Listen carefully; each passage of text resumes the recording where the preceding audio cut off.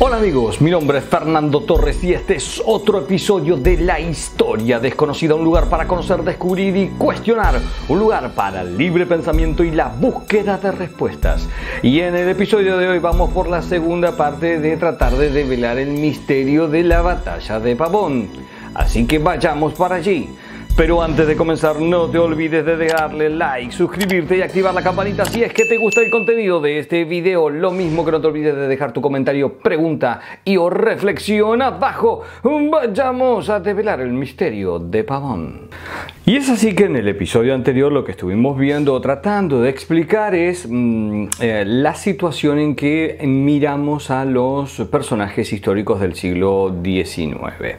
En el caso de Rosas, la mirada hacia este personaje, positiva o negativa, va a incidir en lo que vayamos a analizar de los posteriores personajes que vayan apareciendo. Y es que esto es una encarnación de la vieja grieta que nos persigue desde tiempos fundacionales y hasta podría decir que antes. Esta idea de dividir según nuestro maniqueísmo propio entre buenos y malos y empezar con esa cuestión de, bueno, yo estoy de este lado y vos estás de aquel otro. Es la grieta que no es un invento de los últimos 20 años, aclaro. De esta manera, la mirada asignada en un rosismo va a cambiar a la mirada que tengamos de los siguientes. Ahora bien, si es un antirrosismo, va a cambiar hacia el otro lado.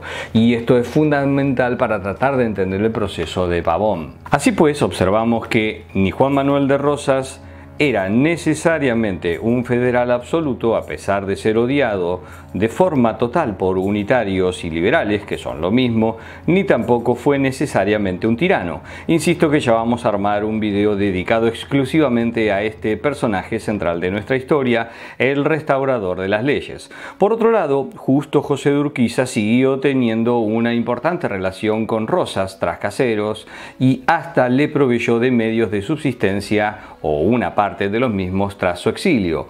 Vimos que el proyecto de organización nacional, además desde el interior, se formalizó a partir de 1852 con la derrota de Rosas en Caseros y con la base de una constitución en 1853 y a partir de la primera presidencia constitucional, en este caso de Justo José de Urquiza desde 1854. En el capítulo anterior también comentamos, aparte de esta dicotomía ideológica, esta cuestión de la deuda externa que se ve obligado a tomar Urquiza en función de tratar de primero sacar a Rosas del poder y luego de enfrentarse a una provincia y ciudad de Buenos Aires que se secesiona durante su presidencia, y esto lo arroja de alguna manera a endeudarse y a tirarse a los brazos o estrecharse al imperio del Brasil, cuestión que va a ser señalada muy críticamente, pero lo loco de todo que al abrir los ríos, al insistir en esta idea que tenía el liberalismo, lo paradójico es que para el liberalismo Urquiza no es para nada un ícono. Eso es llamativo porque es el que abrió las puertas en ese sentido, y en esto es así. A muchas de esas políticas. La Constitución de Alberdi, alguien no puede señalar a Alberdi como no liberal. De esta manera vemos que Urquiza se encuentra, y esto lo señalamos en el capítulo anterior, en una especie de limbo en donde no es lo suficientemente federal, porque es un traidor. Sin embargo, Rosas es federal y sus políticas eran porteñocentristas, aclaro, esto siempre lo señalo. Y por el otro lado, no es lo suficientemente liberal, a pesar de haber sido el que sacó a Rosas del poder y el que, de alguna manera, por lo menos hasta ahora, entregó la batalla de Caseros. A Urquiza no lo quiere nadie. También llegamos a esa triste conclusión. Otra cuestión que también comentamos es el de la presidencia de Derqui, que en marzo de 1860 asume como presidente y que, como todo aquel que llega a la presidencia desde la, nominación de otro, lo que se busca, y esto es normal en la historia en general de cualquier persona que quiera construir su propio poder, se produce una especie de alejamiento de Derqui respecto de la figura tutelar de Urquiza. Y en esto se produce entonces un acercamiento a su antagonista, el antagonista de Urquiza en este caso, que es Bartolomé Mitre, que para ese momento también está convirtiéndose en gobernador de la provincia de Buenos Aires, y la reincorporación de la misma después de la batalla de Cepeda de 1859 al redil de la nación, de las provincias de la nación. Y en este interín se produce también esta discusión y pacto que se va a dar, ya lo vamos a comentar, en donde Buenos Aires va a tener la potestad de discutir algunas cuestiones. Esto tiene que ver con el pacto de San José de Flores y el complemento del mismo que se hace después, pero en todo caso, sin entrar en tantos detalles, la cuestión es que una de las importantes gestiones que se están llevando en este sentido es la de nacionalizar la aduana, algo que es muy caro al porteñismo centrista y que justamente es esta la discusión. Y acá también quiero meter el dedo en la llaga, porque cuando analizamos todo este proceso nos olvidamos que el verdadero proceso no es tan ideológico, sino que es más económico. Está claro que está teñido de ideología y esto nos pesa a todos, nos cruza a todos, pero lo cierto es que el problema está principalmente, digamos, anclado en algo que es la aduana y la no coparticipación, algo que hoy todavía ya se está volviendo a discutir. Pareciera que hay un renacimiento de unitarios y federales en nuestro territorio, pero lo cierto es que en ese entonces lo que se peleaba, la discusión, más allá de esta diferencia de federales y unitarios respecto de las autonomías o no de las provincias y de este centralismo fuerte de Buenos Aires, lo que se estaba discutiendo finalmente y primordialmente, mis amigos, era la tarasca, el dinero, lo que producían las rentas de la aduana de Buenos Aires, que debía ser repartido entre las provincias porque entraba y salía de todo el territorio, pero se lo quedaban los porteños. Lo dice un porteño, aclaro, pero no era muy justo que digamos. Entonces esa cuestión era la que produjo estas guerras civiles y que finalmente tiene que ver también con el problema de Caseros, con el problema de Cepedas y con el actual que estamos analizando, que es Pavón.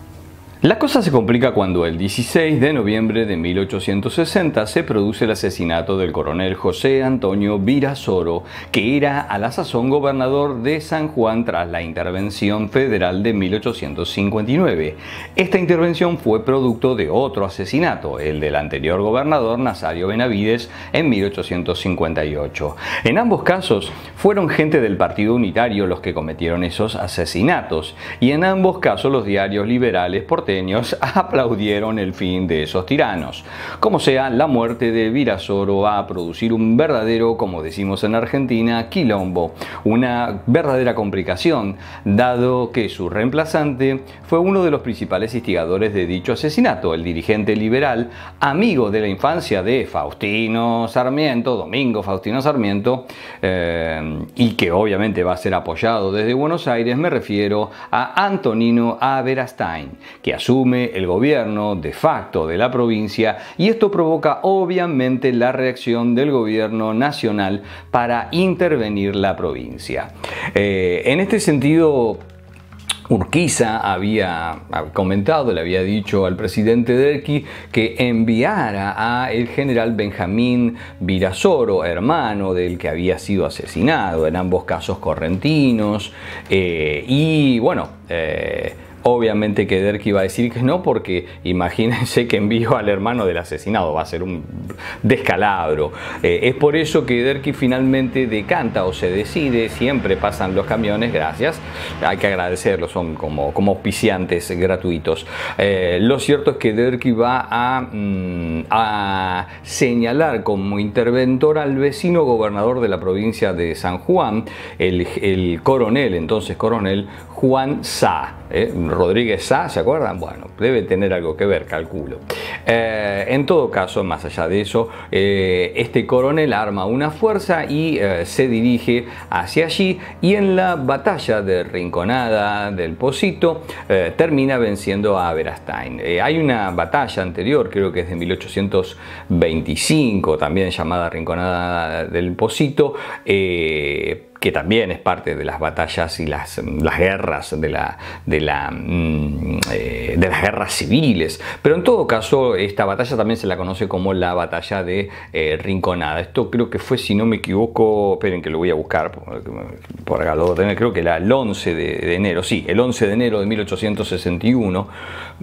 ¿Por qué es importante la fecha? Yo no soy muy rompe con el tema de las fechas, pero porque cuando vence Sá y toman prisionero a Berastain y a los seguidores, bueno, se retira, se lo deja a un coronel Clavero, creo que era Francisco Clavero. En todo caso, lo interesante es que al otro día se produce un intento de fuga o de rebelión, y ante esta circunstancia Clavero, el coronel Clavero, decide fusilar a Berastain.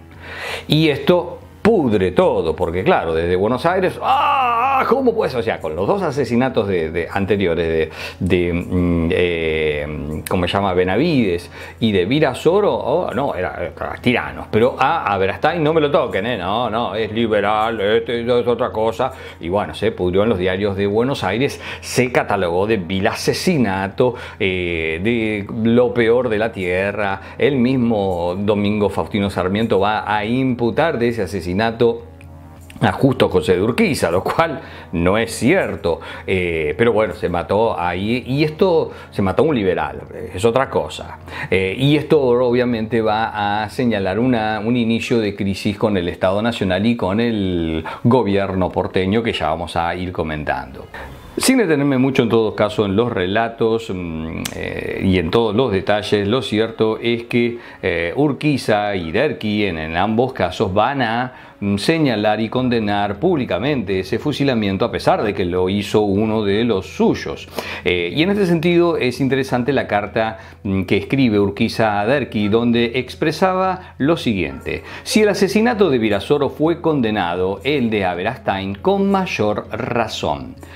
A pesar de todo, Derqui va a ascender a el coronel Sá a coronel mayor, es decir, a general. Por otro lado, el ministro de Gobierno de Buenos Aires, Sarmiento, como ya dijimos, que imputó por un lado el del fusilamiento a Urquiza, por el otro le va a poner el mote de lanza seca al entonces ahora general Sá. Esto se debe a que, según Sarmiento, los muertos, que también acá hay toda una discusión si fueron 400, si era un número exagerado en la batalla, pero según Sarmiento todos esos fueron matados realmente después a lanza seca, o sea, sin que se pudieran defender. Juan Salos a cuchillo, a lanza seca, estas cosas que hacía Sarmiento bastante relativas y mentirosas en sus relatos. Pero es muy interesante lo que le responde en este caso el presidente Derqui, lo tengo por acá, que lo trata de loco y despreciable malvado. O sea, se estaban tirando con todo lo que tenían los amigos. Pero a todo esto hay que agregarle otro problemita que se va a agregar, que va a ser, digamos, finalmente el detonante. Esto es el inicio de la crisis, pero a esto hay que sumarle que se estaban eligiendo diputados nacionales para ser enviados al Congreso Nacional y rediscutir aquello que llevó a la vuelta de Buenos Aires, de la provincia de Buenos Aires al redil de la Argentina. Entonces Buenos Aires tenía que enviar sus diputados. El problema es que Buenos Aires los elige con el sistema provincial y no con la ley nacional. Es por eso que el Estado le reclama o le pide al gobernador Bartolomé Mitre que rehagan la elección para que estén en forma y de acuerdo con la ley. Pero el problema es que esto, sobre pretexto o con una indignación lícita, vaya a saber, eso se los dejo a ustedes, si fue realmente un pretexto para iniciar nuevamente la separación de la provincia, o si fue que se ofendió realmente, que le contesta o que contesta al gobernador en ese momento, que era Mitre. Mitre dice respecto de esto lo siguiente: sostendremos esta resolución hasta la última extremidad, aun cuando de ello hubiese de resultar la guerra. Bueno, vemos que la cosa se está empezando a pudrir porque esto ya es básicamente sedición y esto va a llevar a que definitivamente Derqui decida la intervención de la provincia de Buenos Aires y obviamente esto va a llevar a la batalla de Caseros, es decir, al enfrentamiento militar. Pero en el medio es interesante cómo se escriben los líderes. En este caso Mitre le escribe una carta que está datada, ya les digo, esto es el 15 de abril de 1861, le escribe Mitre a Urquiza y Urquiza le va a responder el 5 días después. Bueno, veamos qué le dice Mitre a Urquiza y qué le contesta Urquiza. Nuestros comunes esfuerzos están separados desde que usted, aceptando o no declinando por lo menos el puesto de una reacción, aparece como el protector de los que, oponiendo un serio obstáculo a la unión definitiva de los pueblos argentinos, acaban de hacer una injuria tan injustificada como impolítica al pueblo y al gobierno de Buenos Aires, violándose las formas y faltando a todos los respetos. Vemos que le está señalando que la culpa es de Urquiza, cuando no lo es, porque en realidad no se están haciendo, si es un Congreso Nacional, los diputados deben estar de acuerdo con la Constitución Nacional, no con la Constitución Provincial. Pero bueno, esa es la mirada o la justificación de Mitre. ¿Qué le contesta Urquiza? Su franqueza exige la mía. Nuestros comunes esfuerzos están separados desde que usted volvió a ponerse a la cabeza del círculo de los separatistas y de los exaltados que se habían opuesto siempre a la unión, en ocasión de aquellos mismos sucesos de San Juan, cuando se levantó desde Buenos Aires la bandera de un partido bajo el título de liberalismo, de que se hizo y se quiere hacer lo mismo que hizo Rosas de la Federación. La palanca para dividir y arruinar las provincias, para reconcentrarlo todo en Buenos Aires, cualquiera que fuese su nuevo nombre.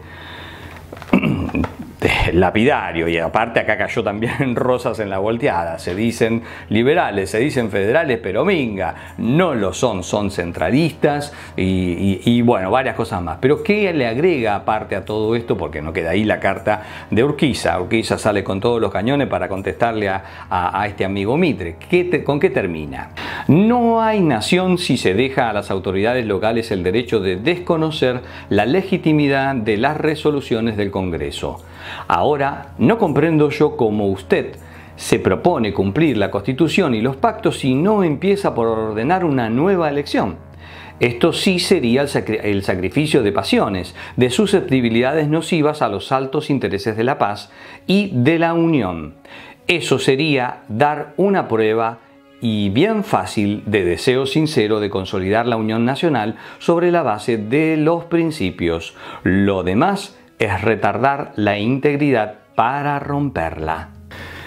De esta manera vemos que todo se está prestando para la guerra. En el caso de Mitre, por ejemplo, va a escribir cartas a Manuel Taboada, dirigente liberal de Santiago del Estero, para que subleve dicha provincia.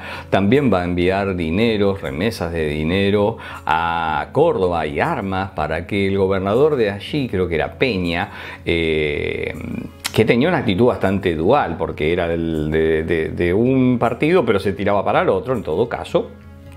Y también tenía contactos con Manuel Baigorria, otro coronel de fronteras que supuestamente peleaba para el gobierno nacional, pero que se termina pasando para el lado porteño. En todo caso, envía dinero a Córdoba y armas para que se produzca alguna especie de ataque o de intento de avance sobre San Juan, que era el lugar donde estaba, en este caso, y San Luis, que era dominado por el general Sá. Esto va a llevar a que Derqui decida intervenir la provincia también de Córdoba, su provincia, o sea que se estaba desmadrando todo. Y a esto hay que sumarle también que Mitre ordena que se suspenda el envío de dinero al Estado Nacional, que era lo que había firmado en el pacto complementario, este pacto complementario que era del 6 de junio de 1860, era el pacto de la Unión. Bueno, este pacto que complementaba al el de San José de Flores, iba a decir San Nicolás, el de San José de Flores, el pacto de San José de Flores. Bueno, en ese pacto, ese complemento, se había quedado que el Buenos Aires no es que ya federalizaba o nacionalizaba la aduana, pero sí enviaba remesas al Estado Nacional para que se mantuviese como era el propósito y como va a ser después el propósito de la nación, ¿sí? Bueno, lo cierto es que le corta el chorro, y esto es interesante porque esto lleva a que el Estado Nacional no tenga metálico para ir a la guerra, no tenga dinero, que es el aceite fundamental, el combustible fundamental de cualquier operación militar, ¿sí? Pero entre toda esta vorágine de situaciones hay un hecho muy interesante que se cuenta de distintas maneras, pero vamos a tomar la mirada en este caso principalmente de quien dejó testimonio al respecto, que es el secretario privado y yerno de Urquiza, Benjamín Victorica. Esto es antes de la batalla, en donde Mitre, Derqui y Urquiza se entrevistaron en el buque inglés Oberon, a instancias de los ministros de Francia, Inglaterra y Perú, para intentar vanamente detener el enfrentamiento.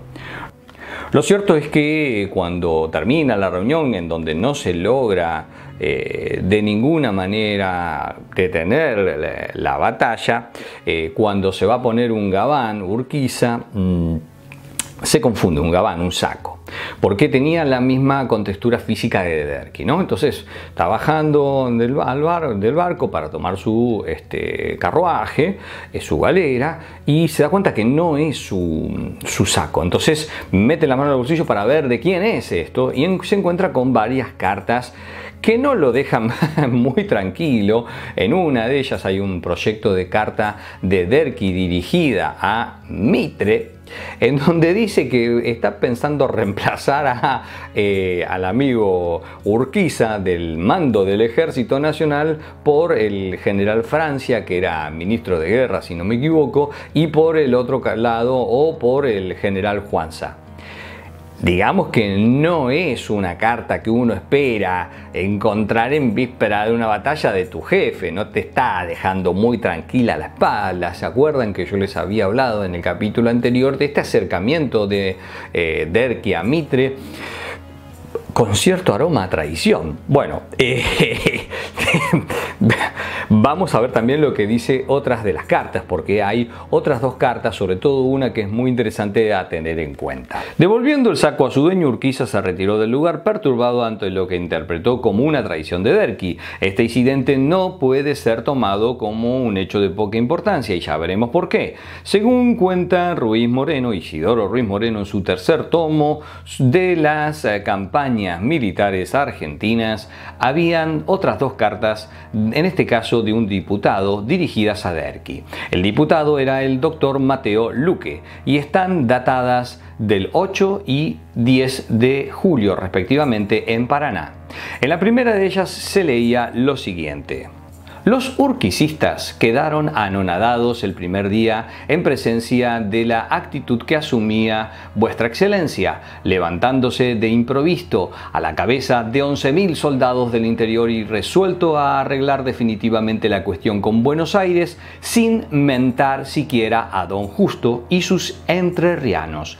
Ahora, con la llegada del general Urquiza Diamante, a donde ha ido a visitarlo a los suyos y de donde han vuelto más entonados, empiezan a criticar por lo bajo la carta de Vuestra Excelencia, asombrándose sobre todo que en ella no se nombre siquiera al general Urquiza, el hombre a quien se le debe todo, y el único, según ellos, capaz de salvarnos de la anarquía y la dominación de Buenos Aires.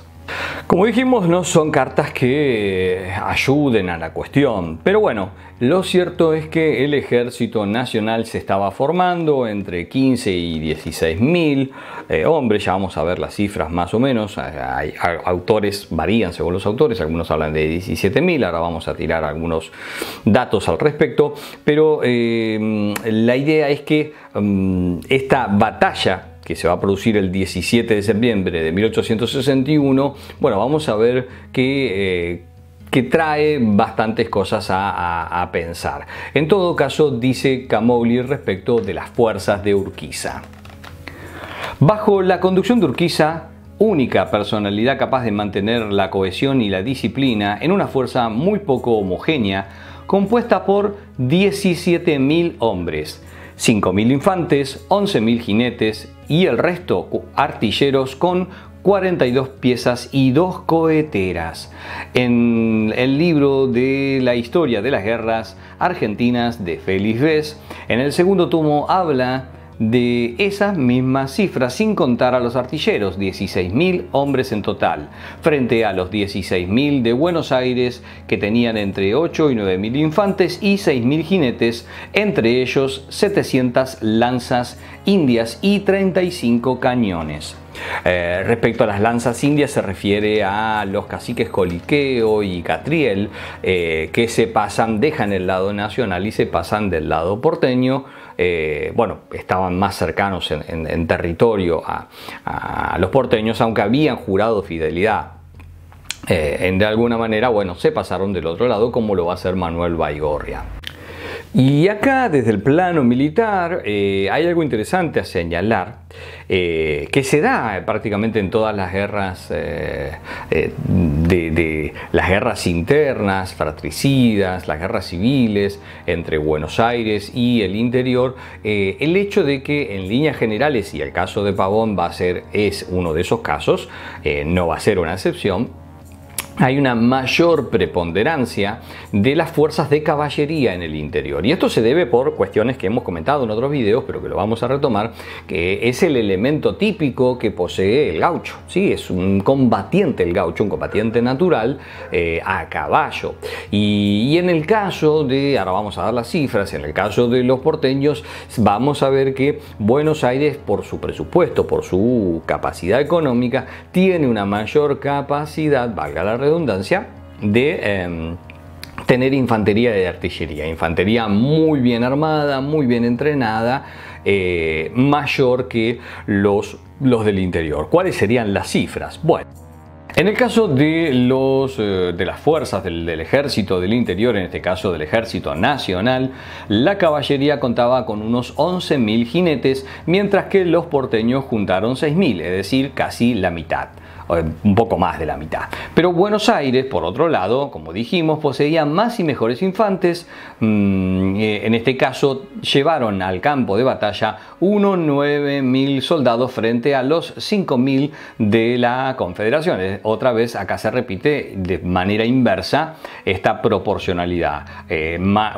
Casi el doble de jinetes del interior y casi el doble de jinetes el doble de infantes, en este caso de infantería, de los porteños. Por otro lado, 1.000 artilleros y 35 cañones de Buenos Aires y 2.000 artilleros y 45 piezas para la Confederación. En este sentido hay distintas cifras según los autores, pero bueno, nos manejamos en esas líneas generales. Por otro lado, también es interesante remarcar una cuestión que tiene que ver con la infantería y que va a ser muy importante para el desenlace de la batalla, que vamos a comentar, ya comentaremos, pero es el hecho de que no contaban con suficientes armas de fuego. Y en este sentido sucede lo siguiente. Ante la escasa infantería nacional, Urquiza decidió proveerla, es decir, que fue provista con armamento que el capitán general personalmente adquirió en Montevideo, careciendo de fondos suficientes el gobierno, el cual, conducido por tierra, fue entregado sin tiempo bastante para adiestrar a aquella convenientemente. Es decir, que tenemos soldados bisoños, mal entrenados, mal equipados. Un detalle también a tener en cuenta es que las operaciones se demoraron en el caso del Ejército Nacional, lo cual no permitieron actuar como solía hacer en este caso Urquiza, con rapidez y sorprendiendo al enemigo, manteniendo la ofensiva, cosa que en este caso no se va a dar, por el hecho que no tenían siquiera las pilchas necesarias, el vestuario para invierno. O sea que se tuvo que demorar y por eso se llega recién a septiembre a la batalla. Y esto le da de alguna manera la iniciativa, en este caso, a Mitre, que no espera a que se invada su propia provincia, sino que vamos a ver que va a operar cruzando el arroyo del medio, que es el límite, y la batalla se va a dar en territorio santafesino, ¿sí? Y esto es interesante, ¿sí? No va a ser una invasión del Ejército Nacional para intervenir, ¿sí? Va a ser más una ofensiva porteña. Pero bueno, vayamos a las tácticas. ¿Cuáles eran los planes de batalla que tenían ambos jefes militares? Mitre buscó salir del arroyo del medio para sorprender a Urquiza por su flanco, suponiendo que éste esperaba un ataque frontal. Mientras tanto, Urquiza demoraba su ofensiva a la espera de que su infantería estuviera más ducha con sus armas recientemente entregadas. Al parecer, se había estacionado a lo largo de la horqueta del arroyo Sauce, estancia Grandoli, con su retaguardia en Rosario. Sus mejores tropas, la caballería, se adelantó en los bajos de los arroyos Sauce y Pavón. Recalco en este sentido que la infantería era muy mala, novata, sin preparación y falta de disciplina. En todo caso, lo cierto es que son varios los autores que por otro lado sostienen que Urquiza no estaba en su mejor momento de salud. Tanto Félix Bes como Isidoro Ruiz Moreno lo señalan. En todo caso, aún así no caben dudas de que estaba decidido a pelear y vencer.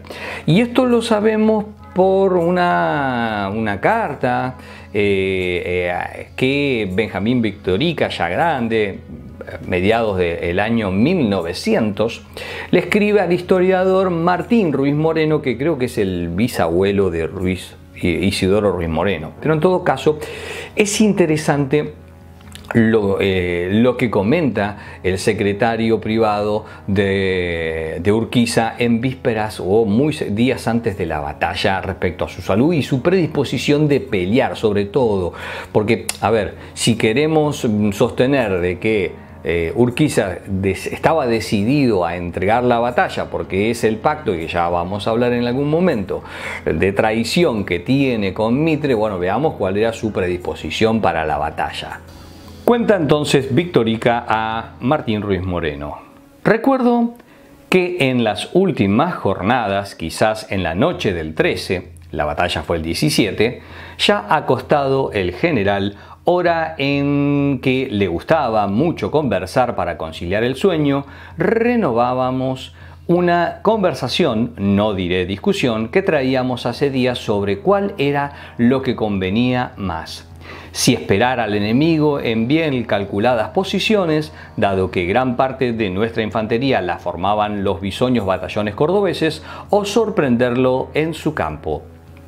Yo le sostenía calurosamente, apoyado por otros jefes, que lo mejor era ser el primero en atacar, repitiendo a Cepeda, pues también Mitre traía infanterías improvisadas como los batallones que se rindieron en masa en aquella ocasión, y sobre todo a ello inducía la superioridad indiscutible de nuestra caballería. Al fin, bueno, ¿cuándo es su cumpleaños?, que sabía que era en esos días, me preguntó el general. El 15, le contesté. Se lo haré cumplir en el campo de batalla. Gracias, mi general, exclamé. Se celebrará con una repetición de Cepeda, con la ventaja de que el general Pedernera no dejará escapar los restos del enemigo, ni Cordero los dejará embarcar en San Nicolás. Eso no importaría nada, me replicó. Al contrario, al otro día de la batalla llamaré de nuevo y decididamente a una transacción. Deseo concluir en una sola batalla. Prohibiré la persecución. Basta de sangre dolorosamente derramada y de perjuicios y desastres. ¿Para qué? Para que gobiernen Derqui, Juan-Sá, etc. No invento. Comprometo mi palabra de honor afirmando lo que acabo de referir.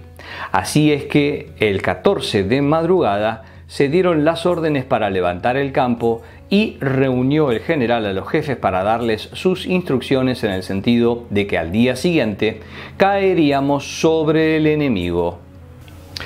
Todo estaba decidido, esto es, para el 15 se estaba dirigiendo hacia el Arroyo del Medio, ¿sí? Yendo hacia Buenos Aires, y se van a instalar para el 15 en la estancia de Palacio, en donde se va a producir justamente la batalla. El 16, en este caso, es Mitre quien cruza finalmente el Arroyo del Medio y se acampa esa noche para la víspera de lo que va a ser la batalla de Pavón el 17 de septiembre de 1861. Los ejércitos, según los esquillos, descripciones y partes de batalla, se formaron así. Teniendo a la espalda de forma oblicua el arroyo Pavón, estaba el Ejército Nacional Confederado, teniendo también a su espalda inmediata la estancia de Palacio. En el centro, unas 6 brigadas de infantería y las 42 o 45 piezas de artillería, según la fuente que queramos manejar. Todo esto estaba al mando del general José María Francia. Entre los principales jefes de la infantería se podría destacar a los coroneles Eusebio Palma y Manuel Cordero, español de origen. Este último es al que se refería Victorica en su relato.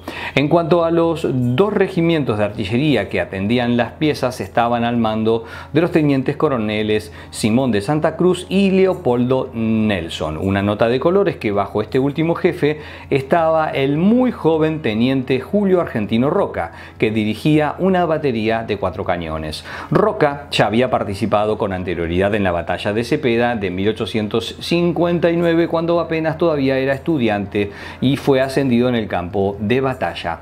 A su derecha se encontraban lo mejor del Ejército Nacional, las divisiones de caballería entrerrianas al mando del general Miguel Galarza, unos 4.000 hombres, y a la izquierda se apostó el resto de la caballería del interior, la caballería santafesina al mando del general Juan Pablo López, el famoso Mascarilla, hermano del caudillo Estanislao López, ya fallecido, la caballería puntana bajo el general Juan Lanzaseca Sá y una vanguardia al mando del coronel Ricardo López Jordán.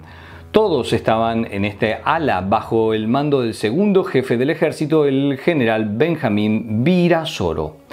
Finalmente había una reserva más atrás con la escolta de Urquiza, el regimiento 1 de Mayo bajo el teniente coronel José de Urquiza, un escuadrón santafesino de lanceros del Sauce bajo el coronel José Rodríguez y finalmente una división de caballería cordobesa a la cabeza del coronel José Victorio López. Estos últimos dos fueron avanzados hacia el ala derecha, así que veremos que prácticamente había muy poca reserva en este caso por parte del Ejército Nacional.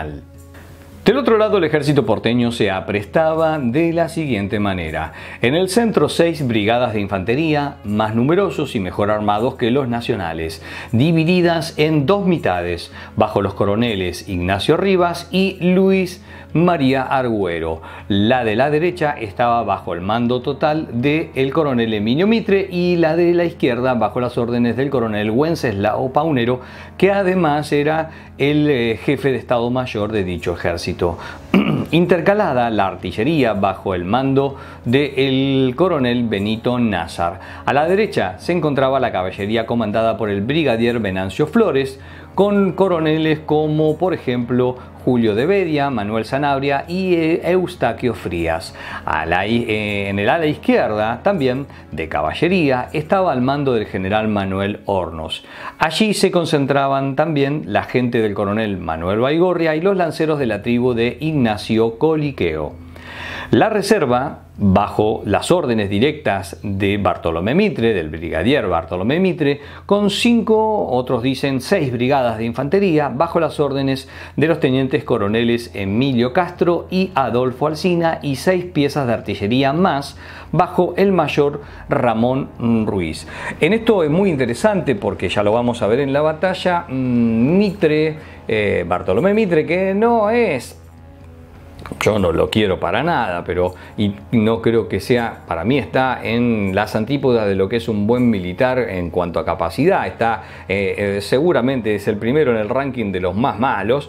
Bueno, en este caso había aprendido muy interesantemente la lección de Cepeda, que al no contar con suficiente o con nada de reserva fue envuelto en una especie de doble envolvimiento por la caballería nacional y fue vencido, porque después la caballería nacional, de dispersar a los enemigos de los costados, a la caballería muy floja siempre porteña, dio la vuelta y atacó la retaguardia y olvídate, quedó totalmente envuelta. Pero en este caso Mitre no iba a permitir que esto volviera a suceder, y esto es muy interesante para luego entender la batalla. Así pues, vamos a ver que la batalla va a comenzar a las 14:30, pero pará, me estoy olvidando de algo.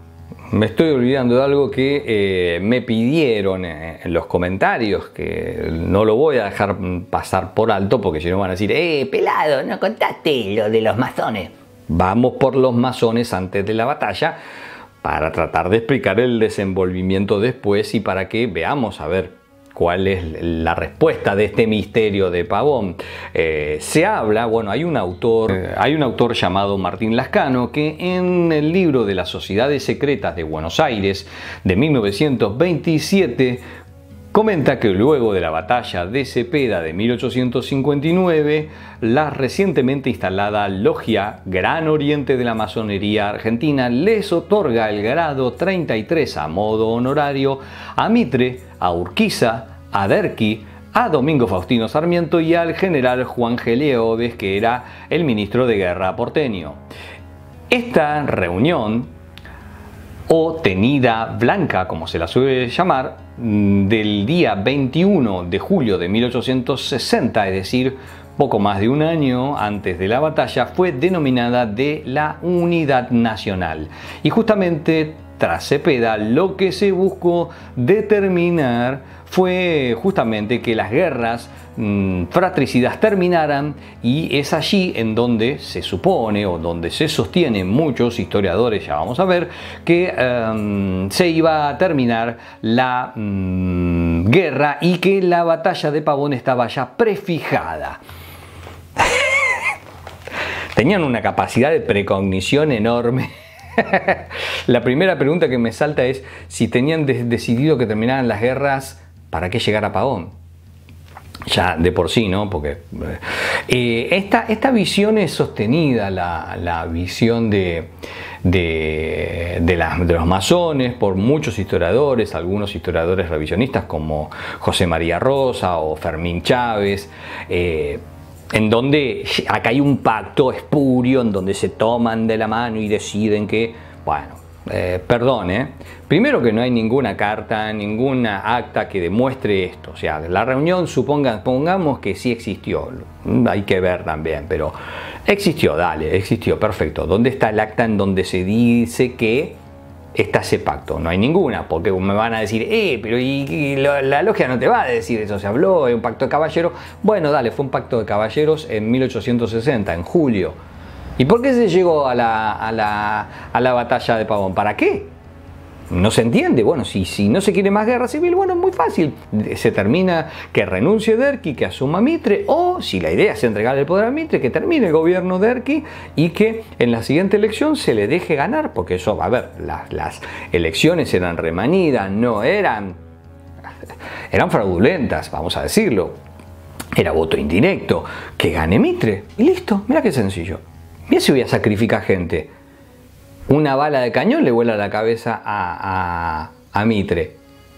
Otra bala le pega en el pecho a Urquiza. A eso iban a llegar, pero aparte no tiene sentido, porque si todos fueron ahí, Derqui, Mitre, el mismo Sarmiento, Urquiza, digo, Derqui cuando después de la batalla de Pavón, 10 años después va a morir pobre. O sea, vamos a decirlo en castellano puro, a Derqui lo garcaron entonces. Pero aparte vimos las cartas de Urquiza a Mitre y de Mitre a Urquiza, donde se dicen de todo. ¿Cómo? ¿No era que estaban de acuerdo ya de no ir a la guerra? ¿Para qué fueron al Oberón? O sea, al barco, a tratar de detener la batalla.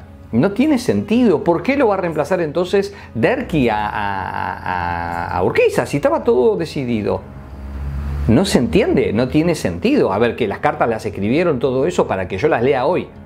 O sea, ¿qué tipos visionarios? No tiene sentido. No había ningún pacto. Lo de los masones, primero que la masonería llega por Urquiza, no llega por Mitre, como desde Buenos Aires. Y la masonería había llegado a finales de la década del 50. Poco antes, tanto poder tenía, pero aparte no cierra. ¿Para qué va a gastar dinero de su peculio Urquiza para armar a la infantería para una batalla que ya está decidida? Amigos, es más, o sea, ¿qué decidieron? ¿Decidieron que Mitre entonces después arrase todo el interior como va a hacer una vez en la presidencia? O tras la batalla con la cañada, la matanza de Cañada de Gómez, todo eso estaba decidido en Pavón. Digo en Pavón, en esta tenida blanca, en esta reunión de los masones. No se sostiene.